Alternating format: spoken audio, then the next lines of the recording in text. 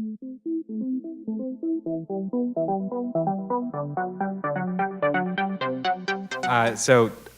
name is Joel Susel, and I run the virtual and augmented reality business at Dolby Labs.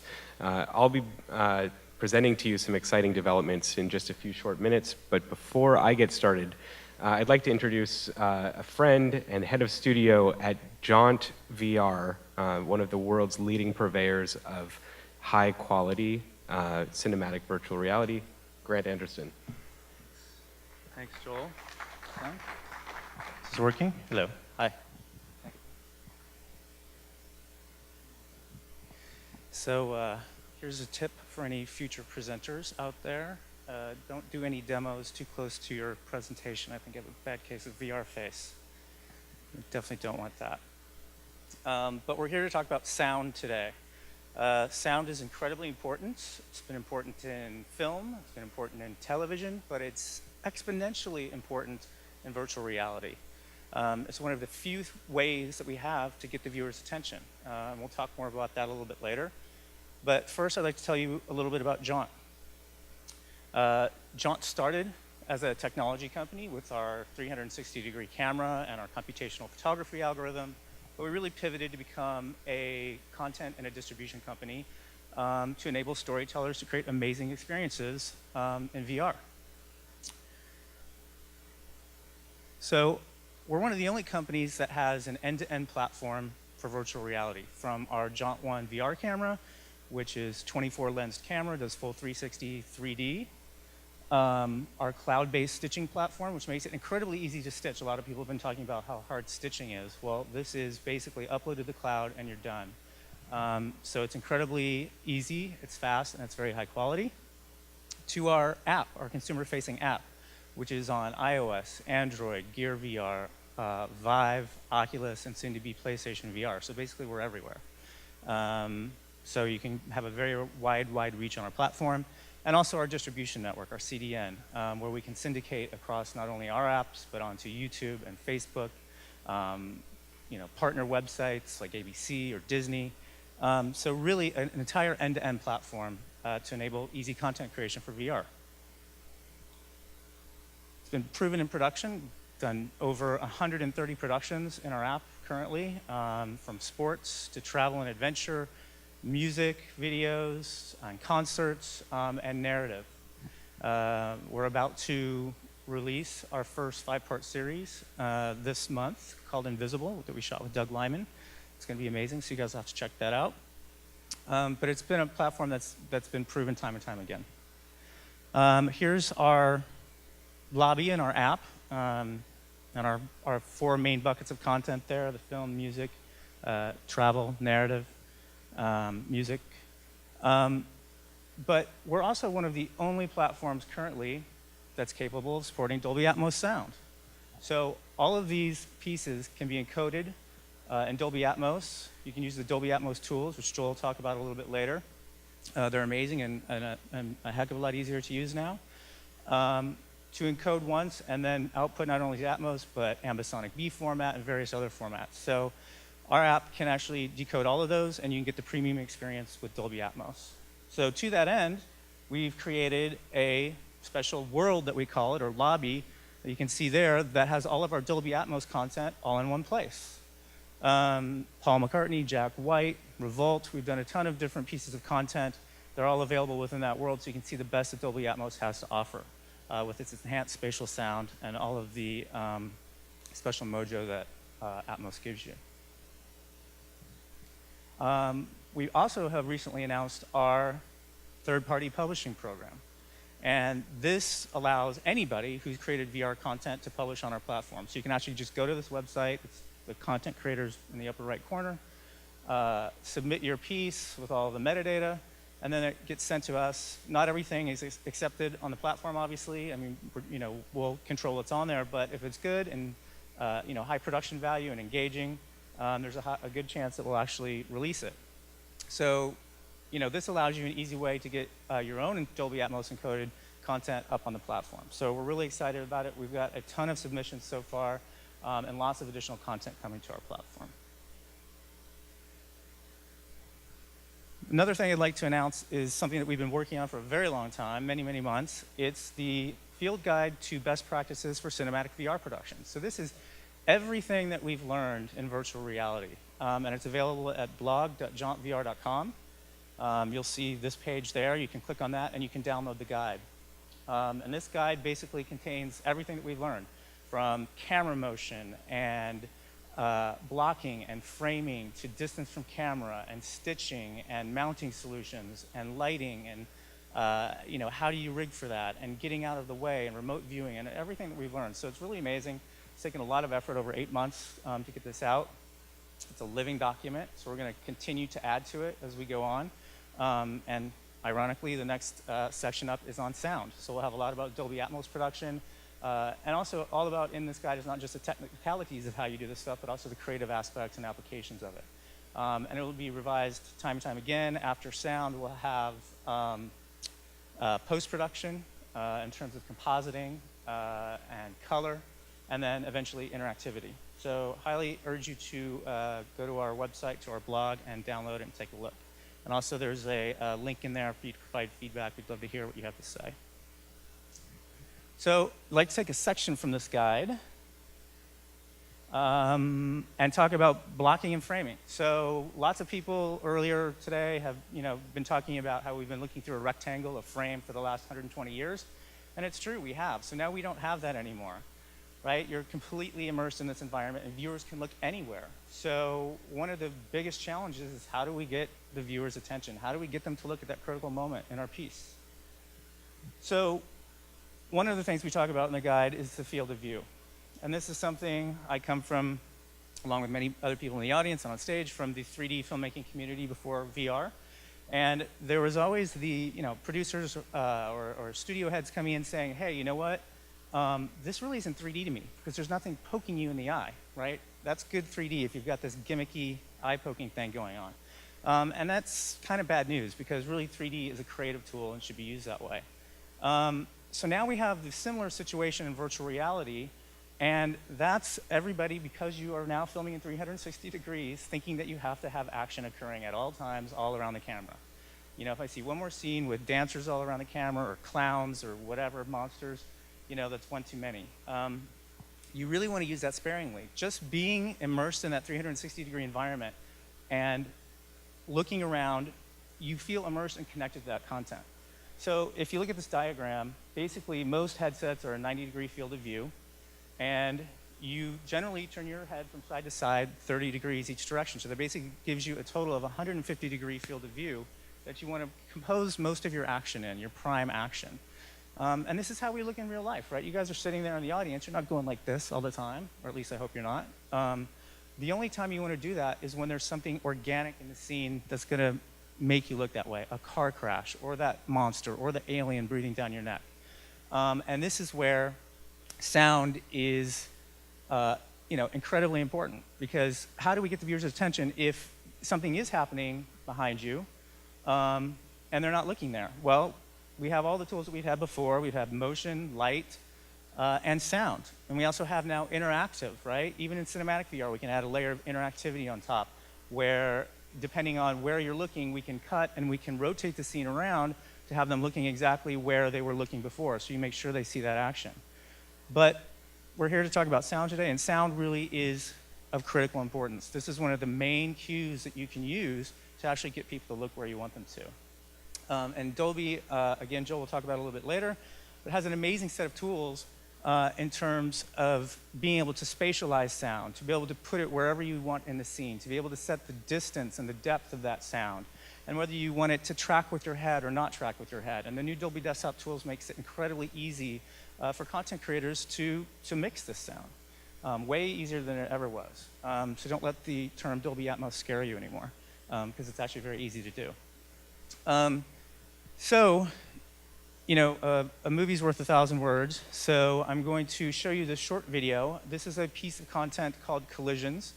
This was a piece that premiered at Sundance last year, and also at the World Economic Forum in Davos. And it's this amazing piece from a great director, Lynette Walworth, about an Aboriginal male, Nyuri, who lived in the Australian outback. And his first encounter with Western civilization was in the 1950s when an atom bomb dropped on his home. And he saw this huge mushroom cloud come out of the sky and was astonished. He thought the gods delivered him a huge message, and of course, all it dealt really was death. So his story is amazing, and to see it told in virtual reality really shows you the power of virtual reality in terms of the immersion and in terms of the sense of presence and in terms of the compassion that you have for him, something that you would never feel if you had otherwise, seen it in a theater or on another rectangle. So this is Collisions. It's available in our app, and Lynette Walworth will take you through all the creative with regards to sound. So enjoy. Well, that was great, and thanks, Grant. I'm here to talk a little bit more about the content creation tools and the benefits that it provides to content creators, to content distributors like Jaunt and others, and also to content owners, those who are commissioning the content to be built and distributing it, hopefully for money at some point in the near future. But how Atmos provides value across the entire ecosystem of content creation.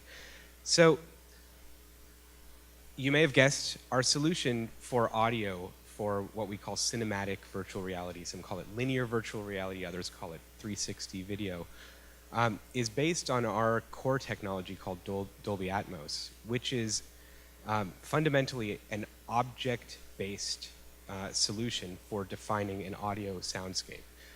What that means, what does object-based mean? It means that kind of like you'd expect designing an audio soundscape, it means that you're able to place sounds anywhere all around you.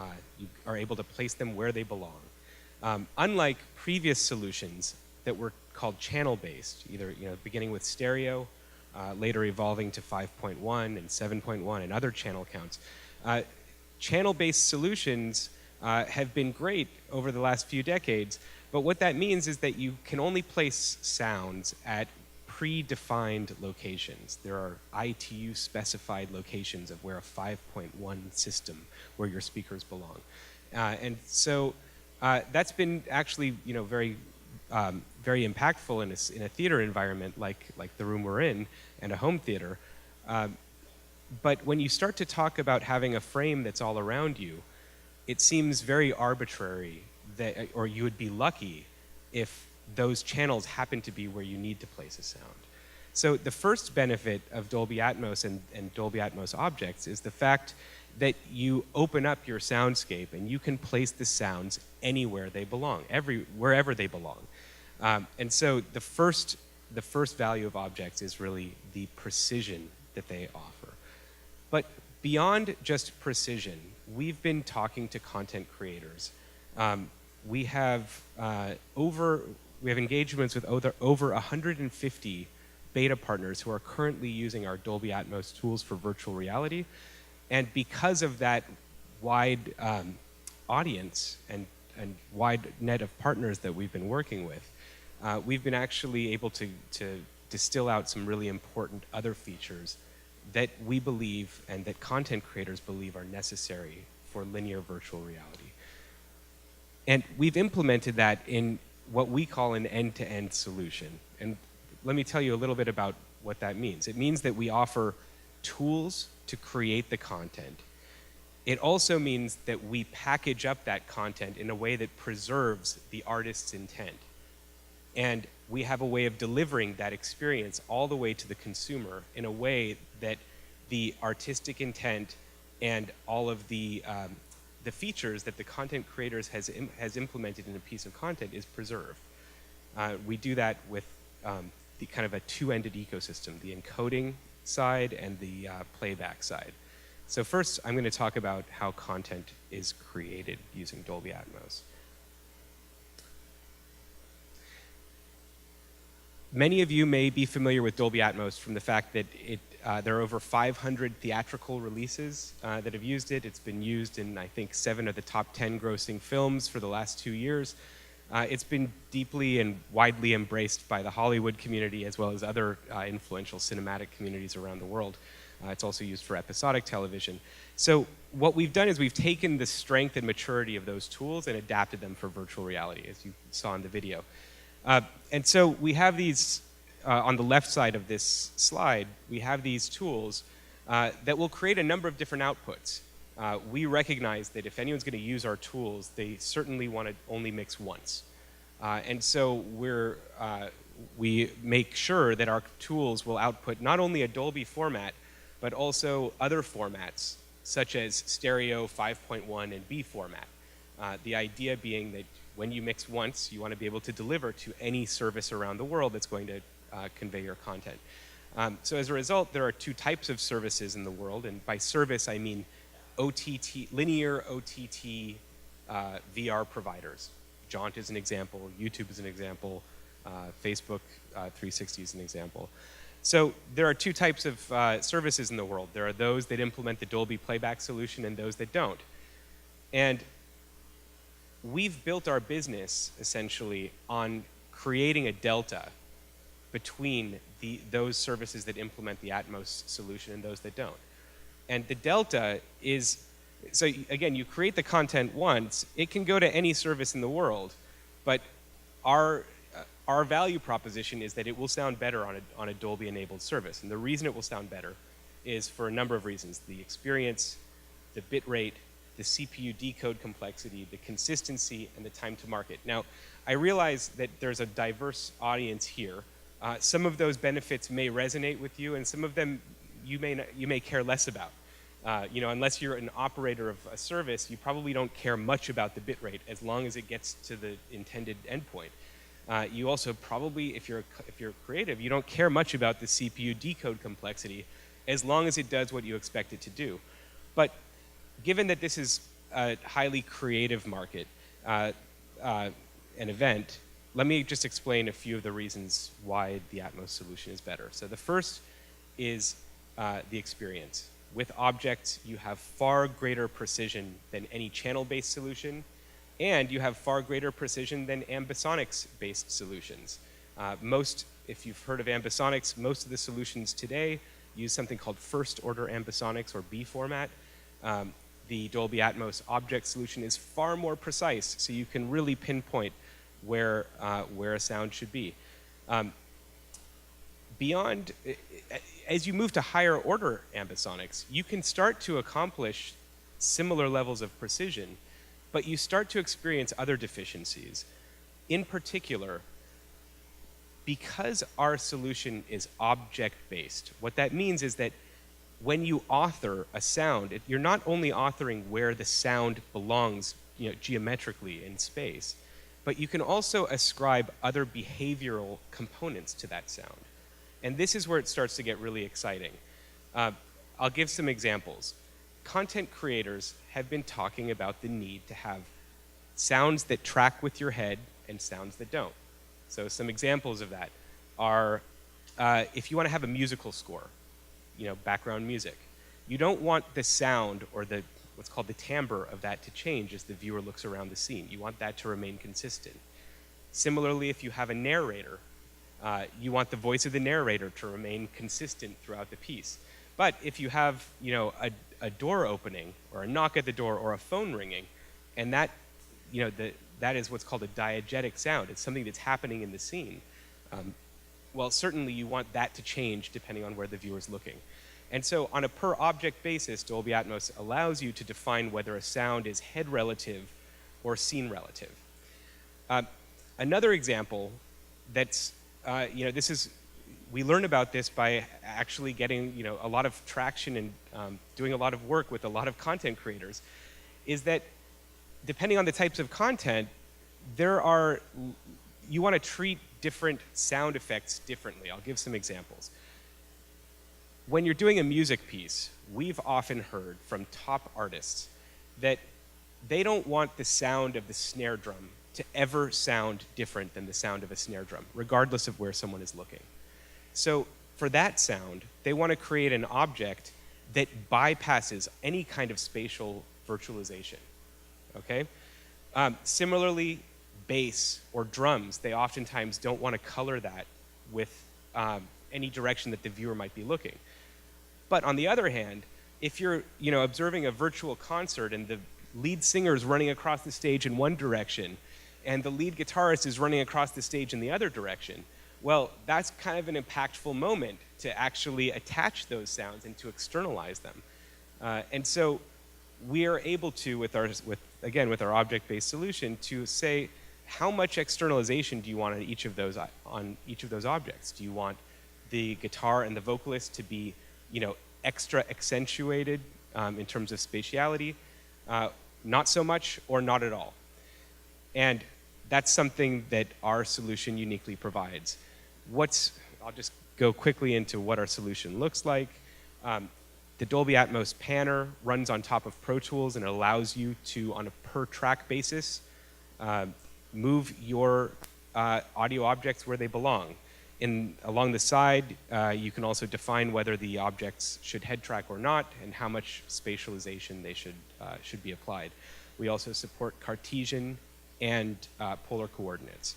We have a top-down room view as well as what's called an equirectangular view, so that you can now pan your objects in the same projection that many 360 videos are captured in. We have the Dolby Atmos VR renderer, which is what takes all of the panning data and renders out a final MP4 product. We have the Dolby Atmos monitor that allows you to visually see where your objects are in a virtual room. And finally, we have the video player with head tracking that allows you to monitor and audition while you're creating content. Okay, so it's a full end-to-end solution, and it's in open beta right now. So we just announced a week ago that we were opening up our beta program. We went from 50 partners to over 150 in a week. We're adding dozens by the day. So there are, I believe, as of today, hundreds of people using our solution. This latest release supports, as I've mentioned, head relative versus scene relative objects, binaural distance modes. It has the spherical controls. It allows you to take one single mix and output lots of different renditions of that same mix. It's got a simplified user interface if you've ever used Atmos in the past. Everything is GUI based, there's no command line, and it's easier to install than before. So the one thing that I'd like to impress upon this audience is that because we have this end-to-end solution, when we introduce features in our creation tools, our partners like Jaunt are able to support those features immediately. So if you recall, one of the major benefits of that delta between the Dolby services and the non was time to market. So the fact is, because we have these content creation tools and because we're able to output in our format that preserves all of the instructions, these additional instructions beyond just the location of sounds, and because we have a playback solution that's a library-based solution that gets integrated into a playback application like Jaunt's, we're able to release support for these advanced features essentially on day one. So with the release of these latest features of our Dolby Atmos VR production suite, Jaunt will be one of the first in the world to support head tracking and non, to support the ability to bypass and to define whether an object should spatialize near or far. And that's just the beginning. This is kind of, from our perspective, a very exciting and significant moment because it represents the first time that we've really introduced significant VR-specific features in a way that they're getting rolled out and to our partners like Jaunt. And from Jaunt's perspective, they didn't have to build any extra technology. They just drop in a new library and redeploy their app, and they've automatically gotten these new features. So our playback solution, it runs on all the major platforms, Android, Windows, iOS, on all the major devices. And before I close with the video, I just want to kind of articulate very clearly, depending on where you are in this market, if this interests you, what you should be doing. So if you're an audio mixer or a content creator, and the features that I've spoken about, and the Dolby Atmos brand, and the Dolby Atmos quality is of interest to you, then please visit dolby.com/VR, and you can sign up for our beta program. like I said, we're adding more people by the day. And so if you're a content creator, please sign up. We'd be happy to have you. If you are a VR content distributor, if you build apps that go to consumers, well, come talk to us about the Dolby Atmos playback solution.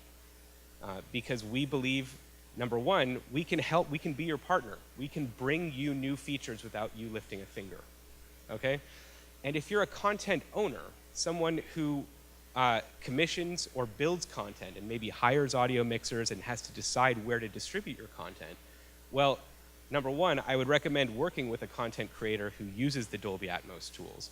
And more importantly, I would recommend distributing your content on a platform that supports the Dolby Atmos playback solution, because that's where it's going to sound the best. That's what's going to represent your brand, your piece of art, the best, in the best possible way. As of today, Jaunt and Little Star are our partners. There are more coming, so stay tuned. And with that, we'll close with the video, but I just want to say thank you very much. Sorry, one last thing. For those of you who, if anyone in this room operates an OTT service for non-VR content, most of what we've been talking about today is kind of the top row, which is VR content that's going to a VR head-mounted display. That's the new world of this new medium. For many years, we've had the bottom row that existed, which is traditional OTT content, whether it's stereo or 5.1 or Atmos, going to traditional screens like televisions, mobiles, tablets, PCs, etc. If you operate an OTT service that delivers traditional OTT content to a traditional screen, and you're interested in delivering that same content to a virtual reality head-mounted display, well, you'd want to do that in a way that provides a virtual screen in front of the viewer, and that also supports head tracking in a way that you can leverage your multi-channel or Atmos mix. And so we have a solution for that as well, and I'd be happy to talk to you if that's something that you're interested in. And with that, I will conclude with the video. Thank you.